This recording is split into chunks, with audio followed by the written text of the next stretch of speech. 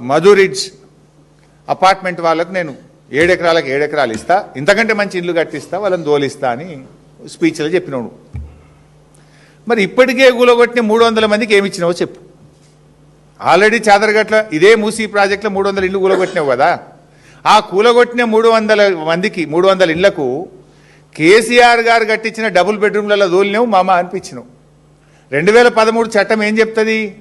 ఒక్కొక్కరికి ప్రతి మేజర్కు 18 ఏళ్ళు నిండిన ప్రతి ఒక్కరికి ఒక పక్కా ఇల్లు ఇవ్వాలి, ప్రతి ఒక్కరికి వేజ్ కంపెన్సేషన్ లాస్ కింద 7.5 లక్షల రూపాయలు ఇవ్వాలి, ట్రాన్స్పోర్ట్ ఛార్జెస్ ఇవ్వాలి.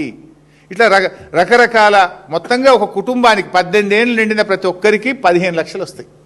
House site, house and 15 lakhs రావాలి. మేము ఇచ్చిన మల్లన్న సాగర్ ప్రాజెక్టులో. మరి నువ్వేమిచ్చినావు చెప్పు నాకు. నిన్ను ఎట్లా నమ్మాలి? కూలగొట్టిన 300 మందిని తీసుకుపోయినావు, రాత్రి బుల్డోజర్లు పెట్టి కూలగొట్టినావు, ఆయనతో బండ్లు ఎక్కించినావు, తీసుకుపోయి కేసీఆర్ గారు కట్టిన డబుల్ బెడ్రూమ్లలో దోలినావు. 2013 చట్టం ఏం చెప్పింది?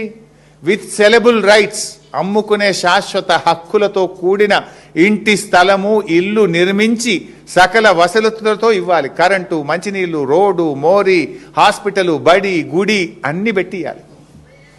నువ్వేమైనా ఇచ్చినావు వాళ్ళకు? ముగ్గురిని ఆ 300 మందిని 3 దిక్కులు కొట్టేసినావు. ఆడో 50 ఇండ్లు ఖాళీ ఉంటాయి, 50 మందిని ఒకడ దోలినావు, ఒకడ 100 మందిని దోలినావు, ఒకడ 20 మందిని దోలినావు. వాళ్ళకి సొంత ఇంటి స్థలము లేదు, ఇల్లు గట్టి ఇవ్వలేదు, ఏది లేకుండా ఉపాధి లాస్ ఇవ్వలేదు, 1 రూపాయి సాయం చేయలేదు. 300 మంది బతుకులు ఆగం చేసి పారేసినావు, బెదిరించినావు, భయభ్రాంతులను పెట్టి, పోలీసుల్ని పెట్టి 300 కుటుంబాలను ఆగం చేసినావు ఇదే మూసీ ప్రాజెక్టులో. నువ్వు ఆ మొదలు ఏడాది కింద కూలగొట్టిన 300 మందికే నువ్వు ఈ రోజుకి ఏం చేయలేదు కదా. నువ్వు రేపు చేస్తావని ఎట్లా నమ్మాలి? నీ మాట మీద అసలు ఒక్కటన్నా నిజం మాట్లాడితే కదా. How should we believe you?